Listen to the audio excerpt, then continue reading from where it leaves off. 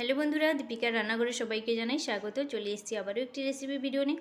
আজকে আমি বানিয়েছি নারকেলের পুর ভরা ভাপা পিঠে। এই ভাপা পিঠে কীভাবে বানিয়েছি সেটা তো আজকে আপনাদের সাথে শেয়ার করব। ভিডিওটা শেষ পর্যন্ত দেখতে থাকুন। যে সমস্ত বন্ধুরা এখনও আমার চ্যানেলটিকে সাবস্ক্রাইব করেনি তাদের কাছে অনুরোধ করছি একটা সাবস্ক্রাইব করার জন্য। আর যারা সাবস্ক্রাইব করেছো তাদেরকে অসংখ্য ধন্যবাদ আমার চ্যানেলটিকে সাবস্ক্রাইব করার জন্য। তাহলে চলুন দেখে নিই। এখানে আমি বাড়িতে থাকা নর্মাল চাল নিয়ে নিয়েছি। চালটিকে আমি 2 ঘন্টা মতো জলে ভিজিয়ে রেখেছিলাম। এরপর একটা নেটের সাহায্যে চালটাকে আমি জলটা খুব ভালোভাবে ছেঁকে নেব। জলটাকে খুব ভালোভাবে ছেঁকে নিয়েছি। এরপর চালটাকে আমি বাতাসে মেলে দেব জলটা শুকিয়ে যাওয়ার জন্য। আর এখানে দেখুন নারকেল নিয়েছি, নারকেলটাকে কিন্তু আমি চুড়ে নিয়েছি। আর চালটা দেখুন খুব ভালোভাবে আমার জলটা শুকিয়ে গেছে। আজকে কিন্তু পিঠেটা আমি শিলনোড়ায় বেটে পিঠে বানাবো।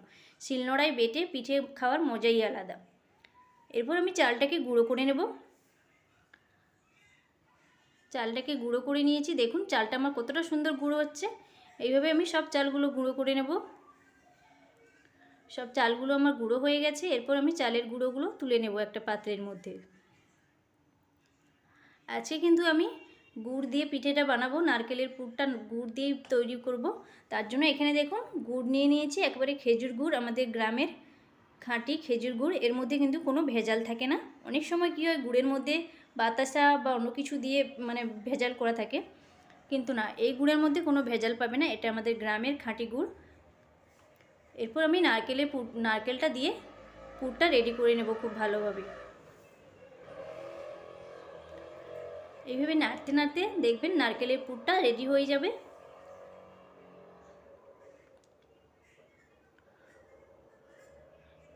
আজকে নারকেলের পুরের মধ্যে আমি আর আদা দেব না, কারণ এই গুড়ের মধ্যে আদা দিয়েই গুড়টা বানানো হয়। তার জন্য নারকেলের পুরের মধ্যে আমি আর আদা দেব না। এইভাবে নাড়তে নাড়তে নারকেলের পুরটা দেখুন আমার রেডি হয়ে গেছে। এরপর আমি নারকেলের পুরটাকে ঢেলে নেব।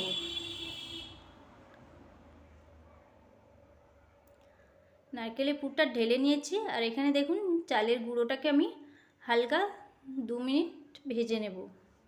জাস্ট হালকা করে চালের গুঁড়োটা একটু নাড়াচাড়া করে নিতে হবে। আর এখানে দেখুন আমি জলটাকে খুব ভালোভাবে ফুটিয়ে নিয়েছি। এরপর আমি চালের গুঁড়ো মাখিয়ে একটা ডো বানিয়ে নেব। তার জন্য চালের গুঁড়োর মধ্যে দিয়ে দিলাম স্বাদ অনুযায়ী লবণ। লবণটা দিয়ে খুব ভালোভাবে শুকনো অবস্থায় মাখিয়ে নিয়েছি। এরপর আমি গরম জল দিয়ে একটা হাতার সাহায্যে চালের গুঁড়োটা মাখিয়ে নেব।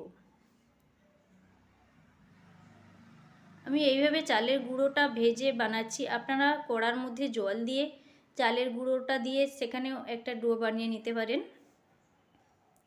এরপর একটা হাতার সাহায্যে মাখিয়ে নিয়েছি, কারণ গরম অবস্থায় তো আর হাত দিয়ে মাখানো যাবে না।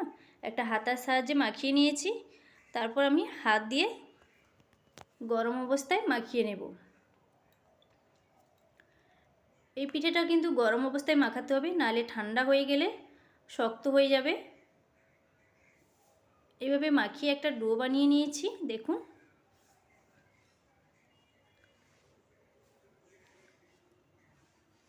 এরপর আমি পিঠেগুলোকে বানিয়ে নেব। এইভাবে বাটির মতো একটা খোল বানিয়ে নিয়েছি। এরপর আমি নারকেলের পুরটা দিয়ে পিঠেগুলো সব বানিয়ে নেব। দুটো মুখ এক জায়গায় করে খুব ভালোভাবে মুড়িয়ে নিতে হবে। দেখুন দুটো মুখ খুব ভালোভাবে আটকে নিয়েছি। এইভাবে মুখটা মুড়ে নিতে হবে।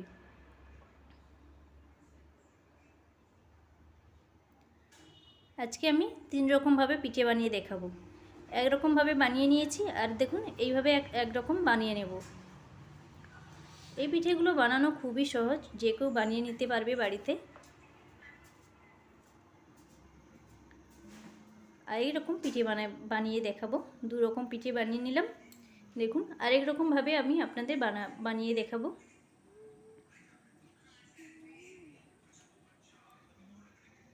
দেখুন 3 রকমভাবে আজকে পিঠে বানিয়ে দেখালাম।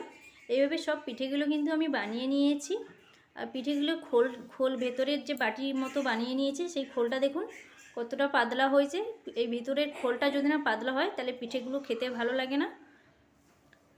এইভাবে বাদবাকি পিঠেগুলো আমি বানিয়ে নিয়েছি। এরপর একটা ফুটো পাত্রের মধ্যে পিঠেগুলো সব বসিয়ে দিচ্ছি। এইভাবে সব পিঠেগুলো দিয়ে দিলাম। আর এখানে দেখুন একটা হাঁড়ির মধ্যে জল নিয়ে নিয়েছি। এরপর আমি ওই পিঠের বাটিটা ওর মধ্যে বসিয়ে দেব, দিয়ে ঢাকনা লাগিয়ে দেব। 6 থেকে 7 মিনিট আমি পিঠেগুলোকে ভাপিয়ে নেব। 6 থেকে 7 মিনিট পর দেখুন পিঠেগুলো খুলে দেখলাম, পিঠেগুলো আমার খুব ভালোভাবে সেদ্ধ হয়ে গেছে। এই পিঠে বানাতে খুব বেশি সময় লাগে না। আবারও আমি পিঠেগুলোকে বাদবাকি পিঠেগুলো ভাপাতে বসিয়ে দেব। সব পিঠেগুলো আবারও সাজিয়ে নিলাম, দিয়ে ভাপাতে বসিয়ে দিলাম ঢাকনা লাগিয়ে। এইভাবে বাদবাকি পিঠেগুলো আমি বানিয়ে নিলাম। পিঠেগুলো সব আমি ঢেলে নিয়েছি। আমার এই রেসিপি কেমন লাগলো অবশ্যই একটা কমেন্টে জানিও। আর সকল বন্ধুদের জানাই পৌষ সংক্রান্তির সাদর আমন্ত্রণ। আমার বাড়িতে পিঠে খাওয়ার সকল বন্ধুদের নেমন্তন্ন থাকলো। আর চ্যানেলটিকে কিন্তু সাবস্ক্রাইব করতে ভুলবেন না।